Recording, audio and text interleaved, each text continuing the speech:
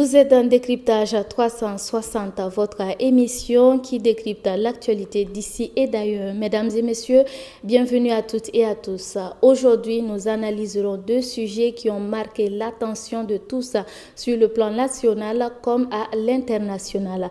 Au sommet de cette édition, Défense nationale, 74,53% du territoire libéré. Le Burkina Faso est-il en marche vers la victoire finale? Et nous terminerons avec le Tchad qui tourne le dos à la Cour pénale internationale. La justice internationale est-elle sélective?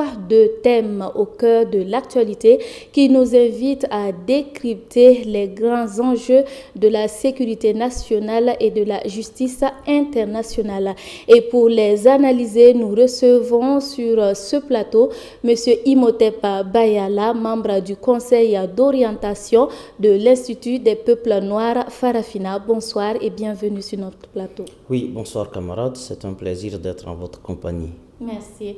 Alors, premier sujet, depuis plusieurs années, le Burkina Faso est engagé dans une lutte contre le terrorisme avec pour objectif de rétablir l'autorité de l'État sur l'ensemble du territoire. Selon les autorités, le taux de libération et d'occupation du territoire est passé de 73,56% en décembre 2025 à 74,53% à la fin du premier semestre 2026.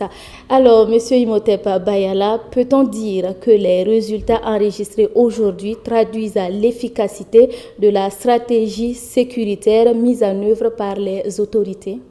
Oui, il faut aujourd'hui avouer et reconnaître que le paradigme de guerre que le MPSR2 a choisi, l'option qui a été faite, qui est une option offensive, ce n'est plus des forces en attente d'être agressées et de riposter et de faire des formes de maillage à la suite. C'est désormais un paradigme de guerre qui nous met dans une offensive permanente. Ce sont nos forces qui ont l'initiative sur l'ennemi et non plus l'inverse. Et cela a le bénéfice de faire en sorte que non seulement la peur change de camp, c'est l'ennemi qui est surpris, et plus vous êtes à l'initiative, c'est vous qui contrôlez les manettes de la guerre. Que ce soit les défaites, elles sont à votre, les défaites sont au désavantage de l'ennemi et les victoires à votre avantage. Et cela a permis véritablement de dire que les ingénieurs de cette guerre, avec à sa tête le chef suprême de l'armée, le camarade capitaine Ibrahim Traoré, est un véritable génie militaire. Il faut saluer l'ensemble des corps constitués militaires, l'ensemble des officiers sous le magistère du camarade président qui ont avec humilité jeté à la poubelle avec un certain enthousiasme le plan de guerre de Paris. Parce que Paris nous avait soumis à des agendas de défense qui sont des agendas qui favorisaient les victoires de l'ennemi. Et le camarade capitaine a décolonisé nos systèmes de guerre.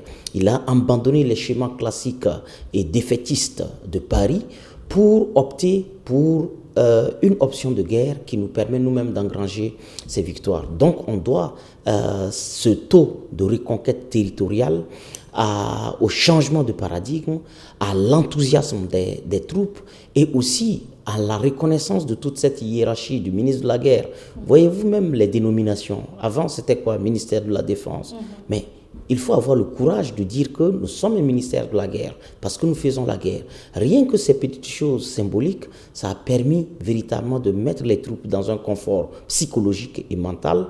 Et bien évidemment, ça nous amène vers ces succès éclatants. C'est pour moi l'occasion véritablement de rendre hommage à tous ces hommes et ces femmes arrachés à la fleur de l'âge pour engranger ces victoires. Ils ont payé de leur chair et de leur sang et nous leur devons la fière chandelle d'une reconnaissance nationale en guise des héros de la nation tombés les armes à la main. Alors, monsieur, quel impact ces avancées ont-elles sur la vie quotidienne des populations? Les impacts que ça a, c'est que des populations qui avaient été chassées de leurs terres ancestrales ont été rétablis.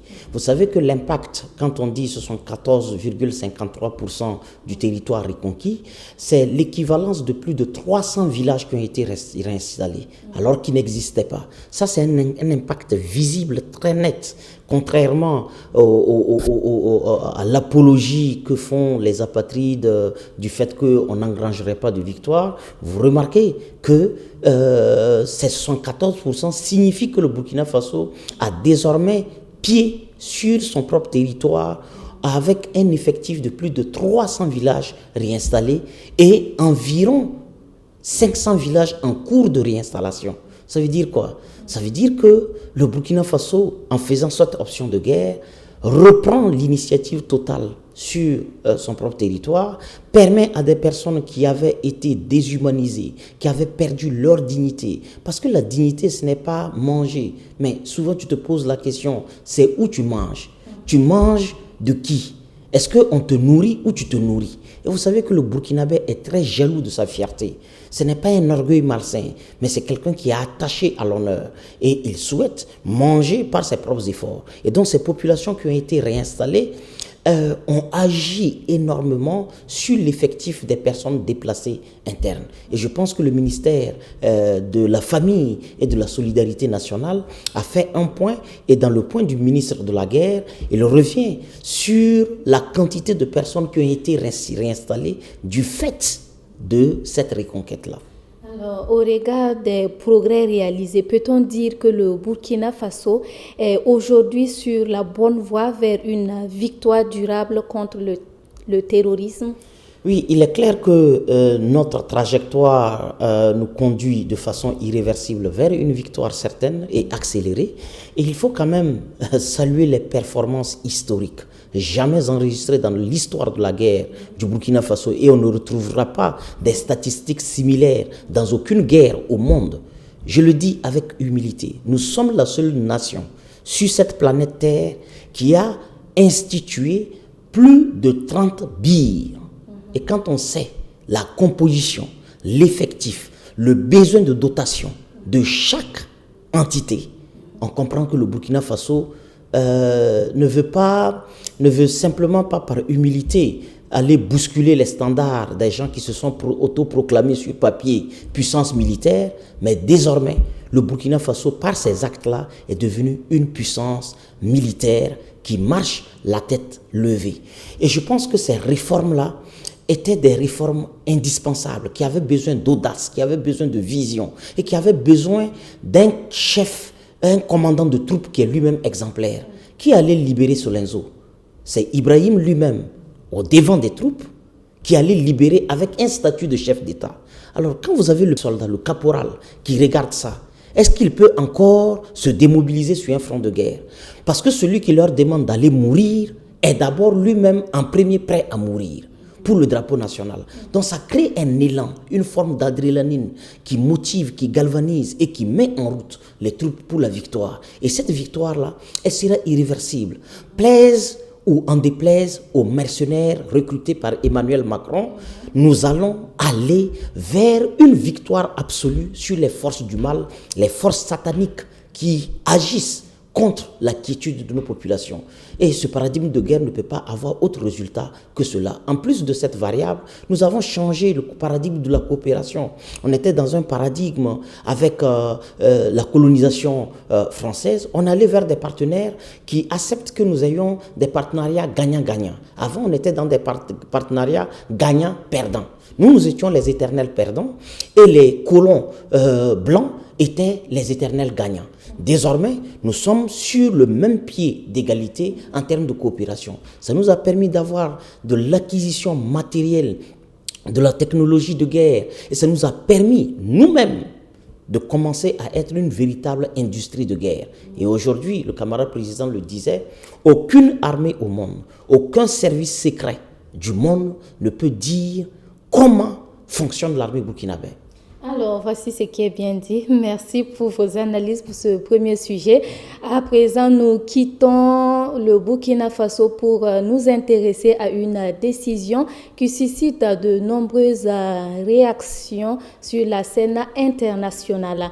Après le Burkina Faso, le Mali et le Niger, membres de l'Alliance des États du Sahel ainsi que le Venezuela, c'est au tour du Tchad d'annoncer son retrait de la Cour pénale internationale, mettant fin à près de 20 ans de coopération avec cette juridiction. N'Djamena dénonce une justice jugée sélective et déséquilibrée, estimant que la majorité des enquêtes et des poursuites de la Cour concernent des pays africains. Une décision qui relance le débat sur l'impartialité de la justice pénale internationale et sur la place de l'Afrique au sein de cette institution. Le retrait du Tchad prendra officiellement effet en juillet 2027 conformément aux dispositions du statut de Rome. Alors, nous revenons à vous, Monsieur Imhotep Bayala. Après le Burkina Faso, le Mali, le Niger et le Venezuela, le Tchad annonce à son tour son retrait de la CPI.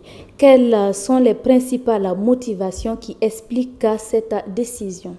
Oui, mais permettez-moi très brièvement de rendre hommage au BIC, aux brigades d'intervention rapide de la communication, qui, aux côtés des BIR militaires, apportent la riposte-feu nécessaire pour anéantir la nuisance des attaques terroristes médiatiques que nous subissons de la part des médias financés par Emmanuel Macron, principalement par la France, l'Union européenne et tous les autres blocs. Aujourd'hui, ils sont traités de milices. Ça doit être un regain de fierté. Lorsque notre ennemi nous qualifie d'être des milices, c'est que là, on est en train de réaliser qu'il a échoué. C'est tout un honneur. Lorsque la France dit que nous sommes des milices, c'est que nous sommes des héros. Donc les BIR, c'est des héros. Ils doivent poursuivre et intensifier l'image d'être une milice dans la tête de ces colons qui refusent d'actualiser et de mettre à jour leur logiciel. Tant que nous sommes perçus comme des milices, c'est que nous agissons pour la souveraineté africaine, nous agissons à l'avantage d'Ibrahim Traoré, à l'avantage du général Abdraman Tiani et du général Assimi Goïta. Alors, les raisons ou les motivations profondes qui justifient le retrait en cascade de plusieurs nations d'Afrique et d'Amérique latine se justifient d'abord par le caractère raciste de la Cour pénale internationale. Et vous savez que pour les Occidentaux, dans leur pyramide, leur hiérarchie des races, le noir, le blanc est au-dessus de tout le monde. Il est accompagné par les Chinois, les Arabes, et les Noirs, les Latino-Américains et tout le reste font partie de la poubelle de l'histoire. Donc il considère qu'il lui faut un instrument de chantage, un instrument de punition. Et la Cour pénale internationale a historiquement été instituée pour donner le sentiment égal que nous sommes tous des justiciables. Sauf qu'à la mise en œuvre de cette vision, on se rend compte que la Cour pénale internationale est une cour déséquilibrée et qui se méfie de traquer des mafiosos de la nature de Nicolas Sarkozy. Monsieur Nicolas Sarkozy s'est rendu coupable de tuer et de massacrer en masse des populations civiles en Libye. C'est très bien documenté. On sait ce que cela a coûté et continue de coûter à l'ensemble des pays du Sahel. On sait également que Nicolas Sarkozy s'est permis, en qualité de président français, d'aller déloger un autre président et où en Côte d'Ivoire, éventrer le palais ivoirien, pour y extraire un chef d'État et l'envoyer à la CPI. La Cour pénale internationale a fini par se révéler comme une cour de sanctions, une cour qui travaille à punir tous les chefs d'État qui ne se soumettent pas aux dictats, aux narratifs et aux intérêts occidentaux. Lorsque vous êtes un dirigeant d'Amérique latine, d'Afrique, qui désobéissait aux intérêts occidentaux au profit de la prospérité, du bien-être de votre peuple, alors vous êtes éligible à la CPI. Mais lorsque vous êtes par exemple comme M. Ouattara, hein, vous êtes par exemple comme M. Talon, vous êtes par exemple comme d'autres présidents qu'on peut citer, alors vous êtes le bienvenu. Vous voyez en Argentine, Milei, un fasciste d'une race et d'une espèce rare, mais il est l'ami et l'allié de la Cour pénale internationale. Il n'aura pas de problème, peu importe les catastrophes qu'il commet. Je pense qu'il y a un sursaut de réveil qui a fini par s'imposer à certaines nations et particulièrement aux Africains. Et j'aime à le dire, si les Africains par la sensibilisation refusent de se lever, sous le poids du choc, l'homme africain sera forcé à se réveiller. Hier, c'était les pays de l'AES. Et les autres pays regardaient et on pensait que les pays de l'AES jugeaient sévèrement la CPI ou voulaient échapper aux griffes de la CPI. Mais la réalité, c'est quoi? C'est que le Tchad s'ajoute. La réalité, c'est quoi? C'est que le Venezuela, dont le président a été kidnappé, le kidnappeur n'est pas inquiété par la CPI. Mais le kidnappé n'est même pas secouru par la CPI pour être rétabli dans ses droits. Alors, est-ce que le retrait du Tchad pourrait avoir un impact sur les pays fondateurs de la CPI? Mais absolument. Je pense que, comment il s'appelle, le Yankee américain Donald Trump a même appelé tous les pays à quitter la CPI et a appelé officiellement les pays africains à se désengager de la CPI. On sait que le traité de Rome a été signé. Parmi les signataires, il y a les États-Unis qui ont mis en place le fouet et eux-mêmes se sont mis à côté du fouet. Parce que les États-Unis ont signé, sont co-signataires du traité, mais ne l'ont pas ratifié. Parce qu'il y a la signature et il y a la ratification. Ils ne l'ont pas ratifié. Donc les États-Unis disent et trouvent que la CPI est convenable aux Noirs. C'est pour sanctionner les Noirs indisciplinés, les chefs d'État qui refusent de se soumettre à la domination politique, culturelle, économique. Et quand vous avez une posture souverainiste comme les pays de l'AES, alors vous pouvez avoir des rapports de Human Rights Watch, vous pouvez avoir des rapports de RSF, Réseau Sans Frontières, vous pouvez avoir tous les rapports salissants, dénigrants et vous mettant au poteau comme étant des dirigeants pestiférés. Mais comme tous les dirigeants savent désormais que Gbagbo a fait 10 ans à la CPI, mais pour revenir innocent. Alors qu'il y a eu 3000 morts en Côte d'Ivoire. Si le camp accusé est innocent, c'est que c'est l'accusateur qui est coupable. Mais l'accusateur au palais, il a même plusieurs mandats à son actif. Il n'y a pas de problème. Alors, face aux critiques formulées contre la CPI, les mécanismes judiciaires africains peuvent-ils constituer une alternative crédible pour lutter contre l'impunité tout en garantissant une justice équitable? Vous savez, il y a ce que Théophile Obenga appelle les programmes occidentaux d'infantilisation du noir. Et la CPI fait partie de ce programme. C'est-à-dire quand on dit que les Africains ne sont pas capables de rendre justice et qu'il leur faut des parrains blancs, il leur faut des certificateurs blancs, des conseillers techniques blancs qui leur disent comment punir tel ou tel acte, ça participe de ce mépris du noir, de ce mépris global de ce qu'on a de l'homme noir. Est-ce que les premières sociétés à avoir pensé le droit et l'état de droit, c'est l'Afrique. L'Afrique a accouché de ses entrailles le droit. Solon, qui le premier introduit le droit en grec, dans la Rome antique, pour ensuite le répandre dans toute l'Europe, est venu apprendre le droit en Afrique. Donc, les ancêtres et les pères fondateurs du droit international ne peuvent pas aujourd'hui être présentés comme des gens incapables de rendre justice. C'est une insulte à l'histoire, c'est une insulte à la conscience historique. L'Afrique a fondé la Charte internationale des droits humains. Nous sommes l'ancêtre de cela à travers la Charte du Mandé. Mais avant la Charte du Mandé, on a les 42 lois de la MAT, qui sont les ancêtres successifs du droit international, desquels les Occidentaux se sont inspirés. Aujourd'hui, le Burkina Faso, le Mali et le Niger ont créé la Cour pénale sahélienne pour les droits humains.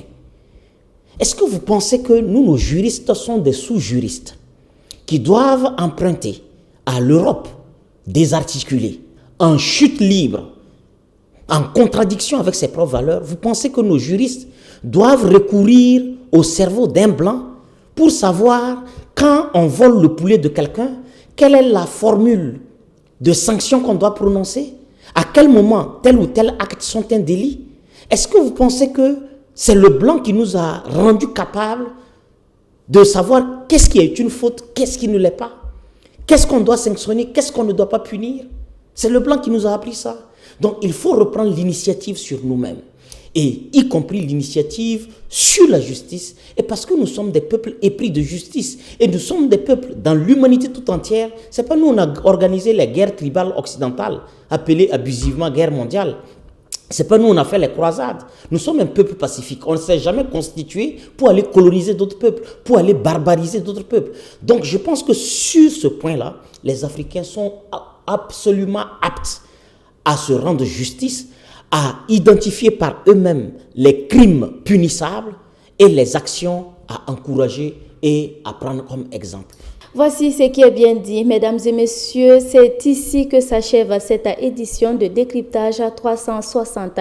Qu'il s'agisse de la reconquête du territoire national ou des débats autour de la justice internationale, ces deux sujets mettent en lumière une même réalité, la souveraineté des États aujourd'hui au cœur des grands enjeux politiques, sécuritaires et diplomatiques. Nous remercions notre invité, M. Imhotep Bayala, membre du Conseil d'orientation de l'Institut des peuples noirs Farafina. Merci également à vous, chers téléspectateurs, pour votre fidélité. Rendez-vous très bientôt pour un nouveau numéro de Décryptage 360. D'ici là, prenez soin de vous et restez connectés à Kaziba TV.